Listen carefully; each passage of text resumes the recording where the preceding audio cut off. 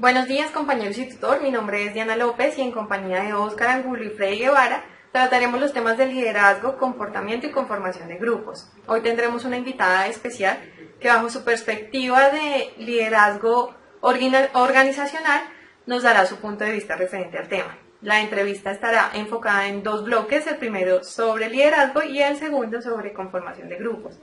Las preguntas a tratar tienen una fuente bibliográfica previa al tema, las cuales serán constatadas en el texto escrito de la guía. Muchas gracias. Buenos días, compañero tutor. Mi nombre es Freddy Guevara y en la materia de estudios culturales y humanísticos vamos a hablar del tema liderazgo y comportamiento de grupo. Para ello tenemos como invitada a la doctora Marlene Guevara, a la cual le haremos una serie de preguntas acerca del tema y nos dé una orientación acerca de su visión. Pero primero esperemos que ella se presente y nos diga pues, su recorrido. Mucho gusto, mi nombre es Marlene Guevara, soy psicóloga, docente universitaria en la Universidad del Valle, trabajo también en un grupo de investigación y bueno, tengo estudios de doctorado en psicología del desarrollo, trabajo en un grupo de investigación y actualmente lidero el Centro de Investigaciones en Psicología. Como ven, tiene bastante conocimientos, ahora sí damos inicio a las preguntas. Esta primera ronda de preguntas vamos a hablar acerca del liderazgo, la segunda parte que va a ser la de comportamiento de grupos y la de una conformación, la hará mi compañero a continuación, Óscar Angulo. Entonces para esta primera serie tenemos, por ejemplo, de la parte de liderazgo, si nos puedes definir en términos tuyos, ¿cómo defines el término confianza? Confianza es un tipo como de percepción o la seguridad que alguien tiene puesta en otra persona o en sí mismo acerca de ciertas acciones o conductas. Entonces, por ejemplo, cuando uno dice tengo confianza en tal persona, uno le atribuye ciertas características particulares acerca de su forma de comportarse, de relacionarse con el medio, de su forma de interactuar. O cuando uno dice tengo confianza en que voy a lograr cierto proyecto, es que yo tengo la seguridad y tengo como esa sensación de que voy a ser capaz de llevar a cabo algo. Entonces es como un sentido, generalmente es más como un acto de seguridad puesta o en el otro o en sí mismo acerca de la posibilidad de cierto tipo de conductas. Ok, ¿y tú consideras que confiabilidad tiene otra connotación o significa lo mismo? Es diferente, confiabilidad tiene que ver más, y de hecho si uno lo piensa también a nivel de estudios, por ejemplo a nivel estadístico, la confiabilidad es una medida, sería más como un indicador. Yo puedo confiar en alguien, pero decir que luego la confiabilidad de esa persona se vio deteriorada es porque esa seguridad que yo tenía de que se comportara de cierta manera, o que actuara de cierta forma, o con ciertos principios o valores, se vio afectada por ciertas circunstancias y que era inesperado, es decir, que el comportamiento no es consistente. Entonces puedo decir que la confiabilidad es como el indicador de consistencia de un comportamiento, de unas expectativas de comportamiento que puedo tener o de mí mismo o de otras personas. Entonces considero que sí son diferentes. ¿Puede ser que la confiabilidad es como la medida de la confianza, algo así ya? Pues más que la medida de la confianza es cómo la confiabilidad me indica qué tan acertado es mis expectativas sobre la otra persona. Por ejemplo, tener la confianza de contar con el apoyo de una persona, de un grupo, de una institución, y que luego eso no responda a las expectativas implica que ese nivel de confiabilidad o se deteriora o no es tan cercano a lo que yo esperaba. Entonces yo veo confiabilidad más como un indicador acerca de esa seguridad o esa expectativa que yo le atribuyo a un otro o incluso a veces en uno mismo. Listo. Ahora pasamos al tema. ¿Qué considera para usted que es ser un líder? Ser un líder es contar con las habilidades suficientes para poder dirigir y orientar como un equipo de personas o dirigir algún proyecto. Está en función de esa capacidad de tener una visión más allá del momento a momento y poder anticipar acciones y ser capaz de orientar también la toma de decisiones para lograr ciertos propósitos u objetivos. ¿Se considera que el líder se hace o es innato de la persona? O sea, que se puede como decir formar al líder o ya es innato. que en algún momento dado, digamos, que florezca y la persona... Bueno, ese debate entre lo innato y lo adquirido es un debate muy clásico, por ejemplo, en la psicología. Antiguamente se consideraba que ciertas habilidades o capacidades personales o eran innatas o eran adquiridas y se ubicaba casi siempre como una postura en uno de los dos bandos. Con el tiempo, algo que ha mostrado, por ejemplo, la psicología del desarrollo es que las personas y sus habilidades o capacidades no son de esa manera dicotómica, es por el contrario una combinación de ambos factores. Entonces podríamos pensar, si lo vemos desde las características de la personalidad, de que hay personas que tienen mayores atributos para mostrarse como líderes espontáneos o, digamos, más naturales, mientras que otros, digamos, pueden igual desarrollar esas habilidades estando en contexto. Por ejemplo, el asumir un rol laboral, o el tener un reto institucional, o el asumir, por ejemplo, un proyecto académico, implica a veces también, en ocasiones, a veces no por decisión propia o a veces, digamos que más por las circunstancias, asumir ese rol. Entonces también se aprende en el proceso. Yo creería que es la combinación de ambos. No sé, de pronto retomando las ideas, puede que es como decir que todos tenemos ese líder interno y que muchas veces de pronto algo que hace que estalle y que aflore, algo así. Pues yo lo veo más como una capacidad de aprendizaje. Como seres humanos tenemos una habilidad que nos caracteriza de otras especies y es la capacidad de adaptarnos. Entonces el decir que es innato implicaría que solamente las personas que tienen cualidades o características personales que las hacen, digamos, más tendientes a ser líderes serían las únicas que podrían ejercer ese rol. Pero hay muchas personas que a veces ni siquiera se dan cuenta que lo son hasta que surgen esas circunstancias.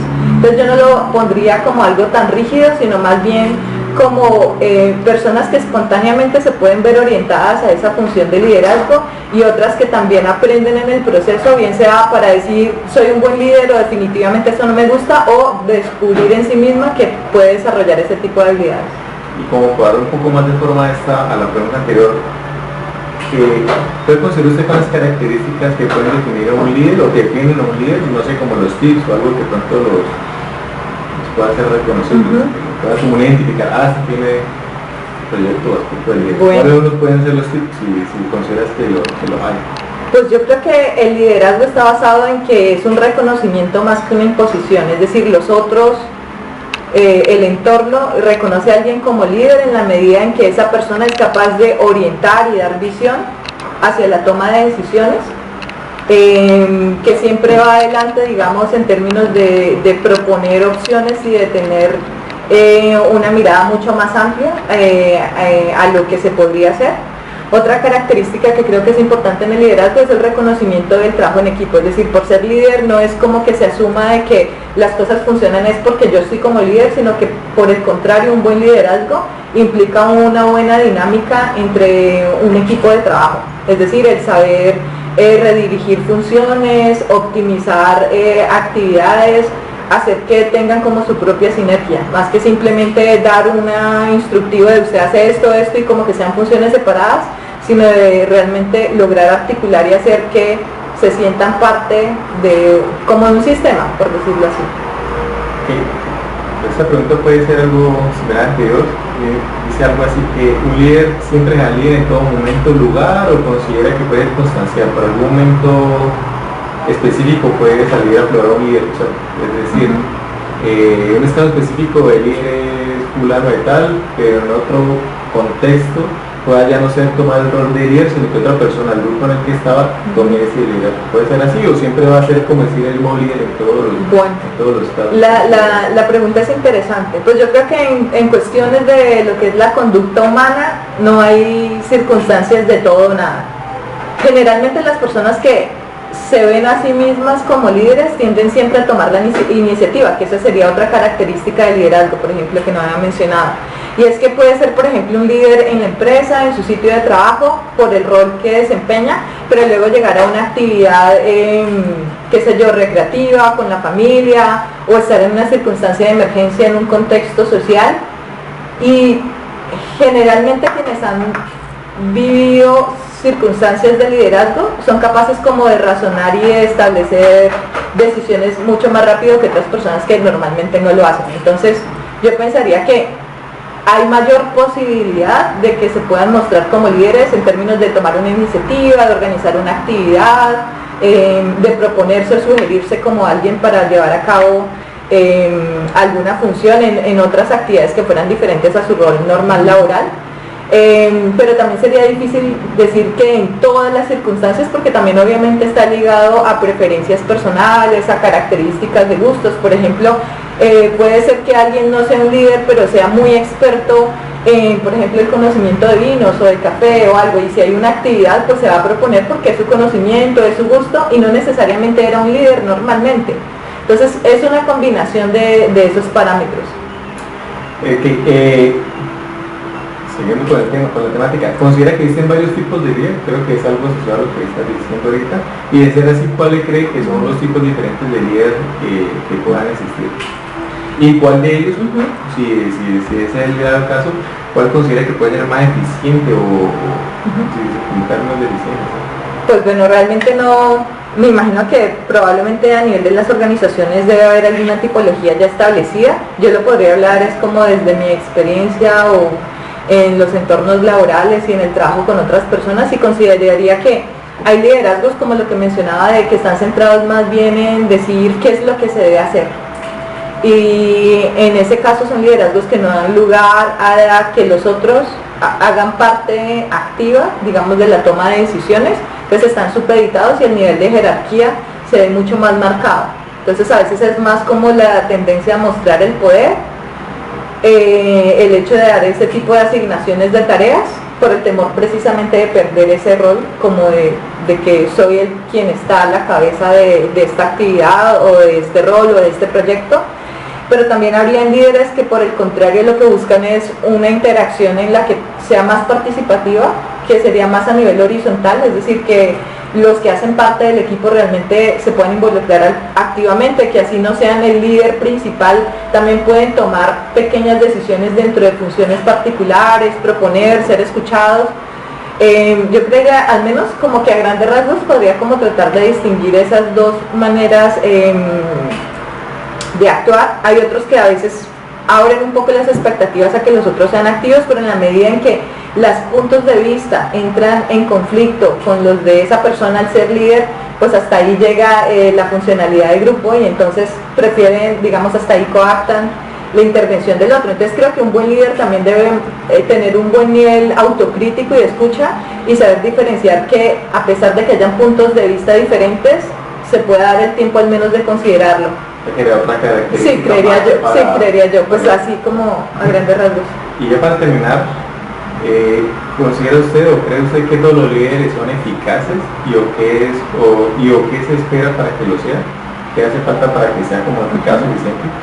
Bueno, pues de acuerdo a esas características, pues yo pensaría que no en todas las circunstancias podrían ser eficaces, pues dependiendo como a estas como visiones que tienen acerca de su rol.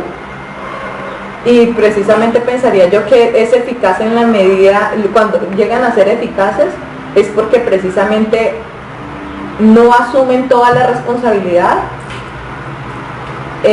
tampoco es que la dejen todo a cargo de los otros, pero sí es una persona que sabe coordinar y mantener como una dinámica de trabajo de manera que fluya de manera constante, es decir, anticipar situaciones. Por ejemplo, si se presenta una situación de conflicto de grupo que va más allá, que es muy puntual y que no tiene nada que ver con el objetivo o el propósito, ahí es como tiene que entrar a mediar. Es una situación que no tiene que ver con el proyecto o la situación que está liderando, pero eso está afectando el trabajo, por ejemplo, en equipo.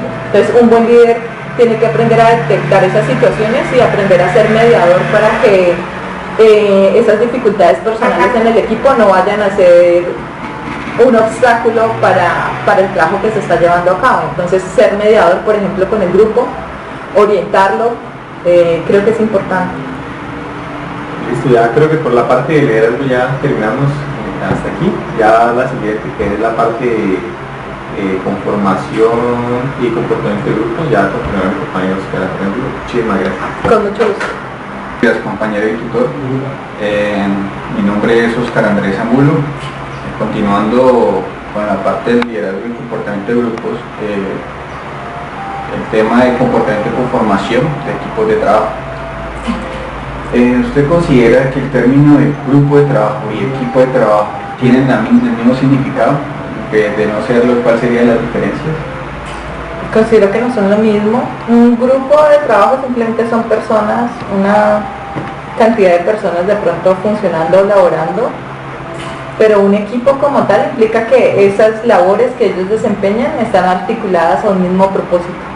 Entonces yo pensaría que sí habría una diferencia entre grupos de trabajo y equipo de trabajo. Un equipo de trabajo es realmente una agrupación de personas pero que tiene un propósito común y cuyas actividades, digamos, están articuladas y pensadas para poder lograrlo, un objetivo, un propósito. Bien, y bajo su experiencia, ¿qué tan fácil considera la conformación de ese equipo de trabajo? Pues relacionándolo de pronto con lo que hablábamos de liderazgo, depende precisamente de una muy buena orientación. Podemos tener un grupo, como decir un grupo de clase, por ejemplo, yo que soy docente, tengo grupos de clase a los que les enseño cierta asignatura, pero a veces ellos tienen que conformar equipos de trabajo para realizar una actividad. Creo que a partir de las dinámicas internas de quienes toman el liderazgo, esos equipos funcionan de una mejor o de una manera diferente en función de las características internas de los que participan y de quien lidera. Entonces yo creería que la confianza y las relaciones que ellos establecen es lo que hace que se dé una buena conformación. En principio, si por ejemplo aspectos como la motivación hacen que sea mucho más fácil poder establecer un equipo de trabajo. Motivación, intereses comunes, confianza entre los miembros que participan en el equipo. Okay. Ante una situación en la que se observa que los colaboradores trabajan mejor de forma individual, ¿valdría la pena en insistir en que forman equipos de trabajo para potencializar todas sus capacidades o prefiere que siga trabajando de forma individual? Pues yo creería que ahí, por ejemplo, asumiendo un rol de líder, yo tendría que hacer una evaluación del tipo de actividad que se va a desarrollar.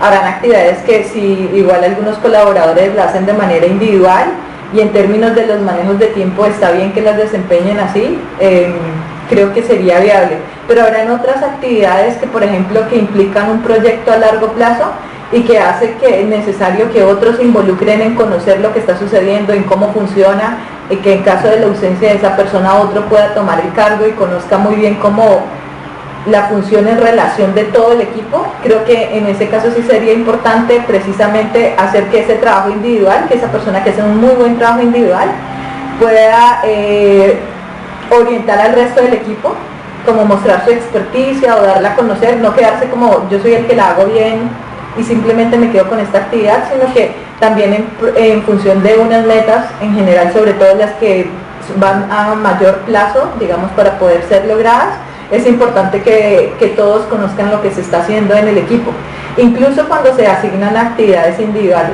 Pero creo que sí, el asignarlo en ocasiones a veces se prefiere no insistir, pues si lo hace bien individualmente pues no se insiste, pero también hay repercusiones, por ejemplo, en términos de un proyecto, y es el manejo de tiempo. No es lo mismo tener una persona trabajando de manera individual que lo hace bien, a tener todo un equipo así en términos de eficacia y eficiencia de un trabajo para alcanzar un producto. Entonces creo que también depende mucho de la evaluación de las necesidades que se tengan, como de la actividad también que se realice. ¿De qué forma, desde su rol como profesional y líder, contribuye para la conformación, comportamiento y permanencia de un equipo de trabajo eficiente en su ámbito laboral y en la formación de líderes? Bueno, yo considero que una manera de contribuir a la conformación de un equipo de trabajo es precisamente conocer las características de los que hacen parte del equipo, conocer sus fortalezas, reconocerlas ante el grupo, porque no es solamente que yo sepa en qué son buenos, sino que todo el equipo, en la medida en que conoce lo que los otros hacen y saben que lo hacen muy bien, pues también acuden en consulta, tienen mayor confianza también en el trabajo que se está desempeñando, sienten la confianza de que si quien está a cargo, quien está el líder en ese momento está ausente, pues es precisamente lo que hablamos anteriormente de un buen liderazgo, que no van a esperar a que solamente esté la cabeza, por decirlo así, del equipo, sino que también van a poder entre ellos, digamos, integrarse y resolver situaciones. Entonces creo que en gran parte es reconocer la experticia y las habilidades que cada uno tiene, y a nivel individual, digamos, en términos de los miembros, reconocer en qué soy bueno y cuáles son mis debilidades, precisamente para tener la capacidad y, por decirlo así, la humildad de acudir a un otro por ayuda, por consejo, por opinión. Otra forma de contribuir, creo que la conformación de equipos, es la motivación. La motivación es importante. A veces el mismo líder no necesariamente conoce la solución, pero es quien incentiva, digamos, quien motiva, quien trata de hacer que ese trabajo se realice de una mejor manera. Y eso tiene que ver con la manera en que se establecen las relaciones también entre el grupo, las relaciones interpersonales. Entonces creo que eso también es una buena situación, digamos, en términos del contexto para poder conformar equipos. La motivación, la confianza, el reconocimiento de la experiencia de cada uno. Se me ocurre una pregunta adicional. En ese momento de la relación interpersonal, ¿le ha pasado que ha llegado el momento que no haya una buena relación? ¿Cómo usted como líder, cómo afronta o cómo hace para que ese grupo funcione? Sí, digamos, ese tipo de situaciones son normales que aparezcan, y es precisamente porque a veces, por ejemplo, hay retos institucionales o la empresa en la que se trabaja en la que hay que cumplir una meta. Y a veces hay limitaciones dentro de circunstancias personales o laborales, y uno tiene igual que seguir presionando tenemos que cumplir, o sea, es un compromiso de todos, no mío, todos nos comprometimos a hacer eso. Entonces a veces a nivel de los integrantes o los miembros pueden tomar situaciones o decisiones a nivel personal. Entonces yo creo que la manera de enfrentarlas es precisamente hacer notar que las decisiones que se están tomando, y obviamente cerciorarse de que sea así, no son decisiones a nivel personal sino institucional. Es decir, si tengo un llamado de atención es a nivel laboral, no de la persona como tal. Si se cometió una situación errada o no se anticipó, el llamado de atención se hace es que en esa situación usted cometió tal error, lo pudo haber mejorado de esta manera, pero no es contra la persona, es contra una situación muy puntual en un contexto particular sobre una circunstancia. Pero no ponerlo como a nivel personal, como que es que usted nunca trabaja bien, ¿sí? Porque obviamente son circunstancias, y si yo ya anulo a esa persona dentro de sus funciones, lo que va a hacer es, pues se reduce la motivación, se pierde la confianza, el respeto con el trabajo, y pues eso va a afectar incluso su visión de qué hago como parte en este equipo. O sea, si a la final mi trabajo no es valorado, o siempre tengo errores, o eso es lo que como el otro me percibe. Entonces yo creo que lo importante de poder diferenciar situaciones complejas como esas y saberlas poner en un contexto desde el objetivo, digámoslo así, dentro de las funciones, dentro de la situación puntual, hace que esos roces, digamos, se puedan reducir al máximo. Para finalizar, ¿ha tenido en su recorrido profesional y líder organizacional casos o conflictos en su equipo de trabajo, y cómo lo ha sobrellevado? Ajá. Bueno, sí, los conflictos siempre aparecen. Por ejemplo, en alguna ocasión tenía a cargo un proyecto, participábamos varias universidades haciendo recolección de datos en 3 ciudades, Cartagena, Cali y Santa Marta. Yo tenía a cargo un equipo, y una de las personas que estaba haciendo asistentes en la recolección de datos, digamos, nos distribuíamos unas funciones, incluso yo misma recolectaba datos, nos reuníamos periódicamente para ver cómo iba el trabajo, anticipar dificultades, ver de qué manera trabajar. Era un trabajo filmando familias y sus bebés, y había un llamado muy particular y tiene que ver con la experiencia de recolección de datos de ese nivel. Es decir, nuestro nivel de análisis dependía de la calidad de la información que se obtuviera, la calidad de las filmaciones, que estuviera bien encuadrado, las visitas eran muy frecuentes, entonces teníamos mucho material de video que tocaba que hacerle backup, por decirlo así, había que guardarlo y estar seguro de que quedaba bien guardado el video antes de borrarlo, por ejemplo. Entonces surgió una situación que fue muy crítica para el proyecto, y es que una de las personas que hacía parte del equipo no sigue las recomendaciones, por ejemplo, que se habían dado en cuanto el backup de la información, y otra que era hacer la edición de los videos. Espontáneamente pensó que estaba realizando una buena función al pensar de que grabó cosas y que alguien interrumpió y editó el video, y cometió un error, y es que no hizo un backup de la información. Entonces al editarlo hubo un problema con todos los videos que editó y se perdieron datos, por decir algo, de 5 de los niños, y teníamos, por decir algo, 23 niños por ciudad en ese momento. Entonces era un costo alto, no era un error puntual que se encontraba en esa ocasión.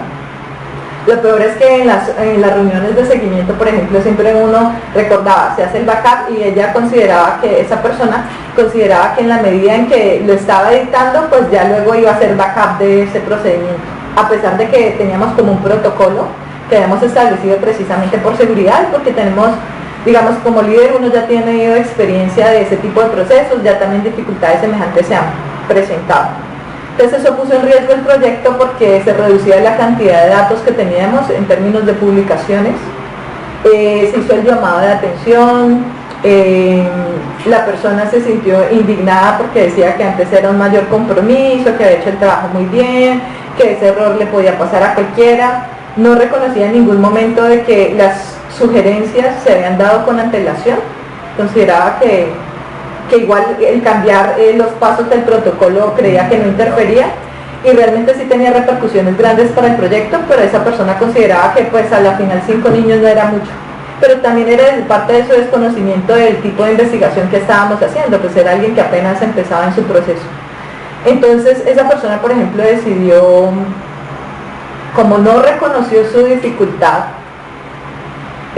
fue necesario hacer como una reunión con el equipo, asumir las responsabilidades frente a las otras 3 universidades y buscar como alternativas, empezar a buscar más niños y familias para poder trabajar, incluso desistir de una muestra más grande que era como la que habíamos anticipado. Al sentirse señalada, esa persona prefirió renunciar. Entonces, digamos que fue una circunstancia muy difícil en términos del manejo de la relación.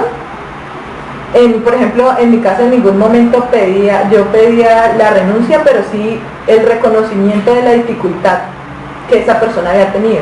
Si esa persona no me reconoce la dificultad, pues es probable que vuelva a aparecer. Entonces, el manejo que se ve ahí, digamos que, y lo que hablaba ahorita precisamente era pensando en eso, el diferenciar lo personal de lo laboral, a pesar de que se hablaban de las circunstancias, se hablaba de un protocolo, de unos procedimientos que estaban de hecho por escrito, que se habían hablado en reuniones, que quedaron en actas, en correos, la persona no reconocía su falta, tan solo decía que era algo como por el azar y que le había podido pasar a cualquiera. Lo extraño era eso, que era muy difícil, fue muy difícil para esa persona realmente aceptar, me imagino que por la dimensión que tenía la falla, aceptar que era su responsabilidad el que se pusiera como en vilo el proyecto. Entonces la mejor decisión que pensó en ese entonces fue solicitar simplemente la renuncia, diciendo que las relaciones personales no eran adecuadas y que se sentía atacada a nivel personal, digamos, que incluso eso hacía verla como una persona no competente. Entonces, a partir de esas situaciones es que digo que siempre es muy importante la responsabilidad que se asigna, la confianza, pero también es importante el seguimiento.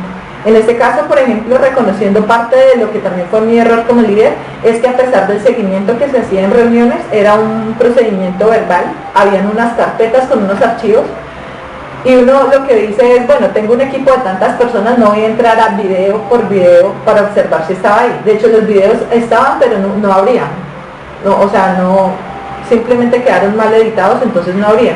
Mi error fue, yo hacía tan solo el chequeo como de la información de las reuniones y esas actividades, pero no consideraba la necesidad de ya entrar a una inspección como a ese nivel de detalle, porque me parecía que precisamente la confianza que había depositado en ellos, el trabajo que se había mostrado, a veces hacíamos ejemplos de videos y efectivamente funcionaban, pues no lo veía necesario. Pero mi error fue de pronto no, así fuera una medida extrema, tomarla, porque pues el costo fue alto.